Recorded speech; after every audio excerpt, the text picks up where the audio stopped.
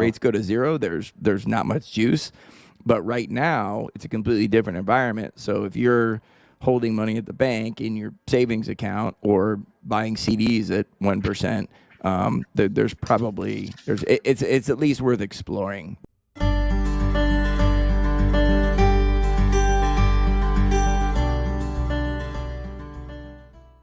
So questions from clients is one of the things we always like to do in the roundtable.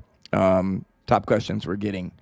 I know one we just had yesterday that I think is a good one to address because people don't always understand the relationship and how different dynamics work. So had a client ask why their banker doesn't call them about higher rates. We've been talking about rates, right? We've been talking about inflation and how money market rates have moved up and treasury rates have moved up. Well, I looked on Business Insider and found that again, this is according to the FDIC, which is insurance of banks. The average savings account is right at 33 basis points right now, so 0.33% on an annual basis. And the CD, obviously, depending on the term of the CD, is between 15 basis points, so 0.15%, and 1.28%. Now, we just had the conversation, 5-10 minutes ago about how money market's paying 4.5%. And so we get a question from clients of why does my banker let me know that I can, earn higher rates in my depositor account than just letting it sit there in cash? Well, I'll start with this, but you guys can kick on. Basically, you're looking at two different relationships. So the bank relationship is what we call a depositor relationship. You've deposited your money in the bank. So you've given your money to the bank. The bank then owns your money, and they turn around and loan that money back out. And that's how they make money. That's a spread. The FDIC insurance, people always ask, do you guys have FDIC insurance? We're a custodial relationship. So the FDIC insurance is for a depositor relationship. If you're depositing money in the bank, you've effectively given your money to the bank. If the bank goes under, you don't have any money. Well, the FDIC insurance is there to guarantee you a certain amount of money. Should the bank go under, the federal government guarantees that you'll at least give the $250,000 back. And that's why those limits exist and why you shouldn't really have more than that in any individual account, because you're over the limit. And if the bank goes under, then that's all you're insured for. Our relationship here, what we do is a custodial relationship. So we happen to use Schwab a lot for our custodian, but we can use Fidelity and a number of others, where they just actually hold certificates. They hold the assets. They don't turn around and loan your assets back out. It's strictly a holding, like I said, a holding relationship. So while the banker has really a conflict of interest because the bank itself wants to pay you as little interest as possible and turn around and loan that money back out as high a rate as possible because they're earning the spread. That's not how we operate. Obviously, all of our clients know that we're fee for service and we charge a fee to manage money. If you make more money, that's actually a better thing for us. So we're looking for the best opportunity to get you into a higher earning money market or a CD or a treasury, wherever that makes sense, because there is no conflict of interest for us. So it's a completely different relationship. And I'll let you guys kind of, follow on that a little bit. But the difference I always say when we're making it very clear to clients is, at the bank, you're invested in the bank. With us, you're invested at Charles Schwab. You're invested at the custodian, but you're not necessarily invested in Charles Schwab. If Charles Schwab goes under, somebody else, another custodian, picks up that account, and exactly what's in that account is still in that account with somebody else. Yeah, very good explanation. I don't really have anything to comment on that. It was good. I kind of referenced Schwab as almost like it's like a storage center. Yeah. They, we pay them to hold it. That's how they get their revenue. They're not, go find me a Schwab car loan or a Schwab home loan. That's exactly right. They're not loaning the money out. And so that's a big fear people have had, especially when banks have been in troubles before and custodians, they worry, well, what if they go under? What if? And that's exactly the point, like you mentioned.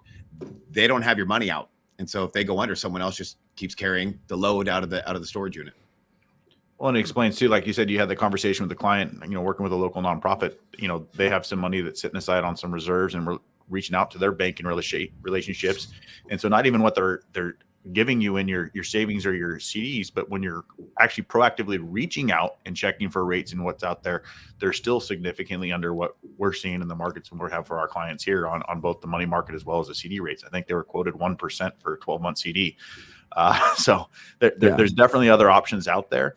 And that's kind of the importance of us having this conversation with clients is, listen, our role has always been all your assets and giving you that guidance and helping you manage that and plan for the future. And, it's been a while since we could actually target or focus on guidance towards that short-term money because there really wasn't any other option out there other than just what you were doing.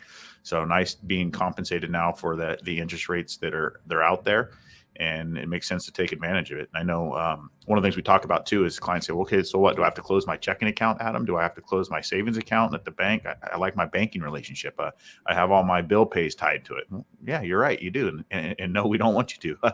we don't want to balance checking accounts, and we don't want to manage your checking accounts. And so one of the features that are nice is that we have the ability to essentially link through ACH between us and your existing checking or savings account. And so the benefit there is that money can be transferred electronically both ways.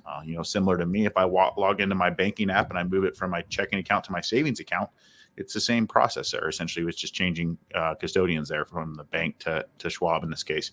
So money can move over, can sit in the money market we talked about, which was fully liquid, and then essentially pass that back to the bank when you need to continue using your checking account there or your bill pay. We're all saying something similar, but what we're the way I sort of sketch it out is we're not meant to replace your banking relationship. But you in terms of investments, having money in a savings account as a large portion or a lot of money in a savings account may not be what's best for you as a client.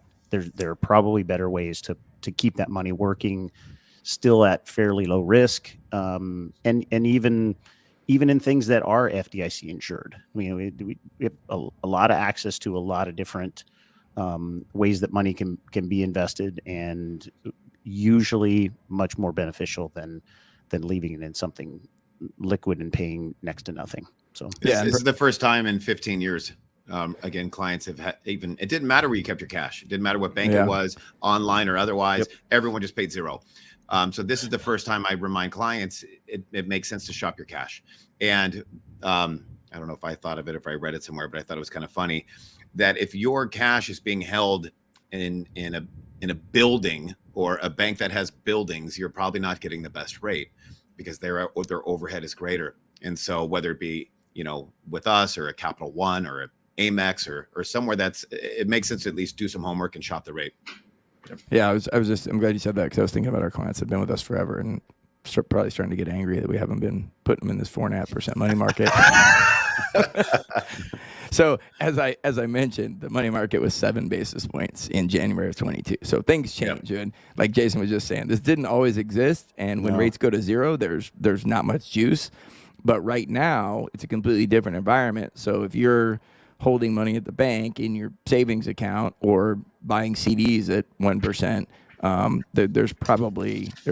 it's at least worth exploring. There's probably a better option that's available, and again, no conflict of interest for us. But if we were bankers, I'd be doing the same thing. I mean, you're trying to make the spread. I mean, I think they should probably be reaching out to people and letting them know that maybe there's something a little bit better. But again, all of their income is derived from spreads.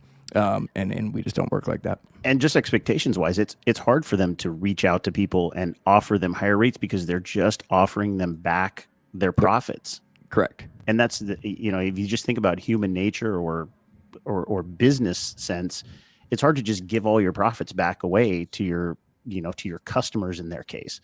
And again, to your point, that's why we're different, because we're not taking a part of their profits. We're a totally different interface and relationships.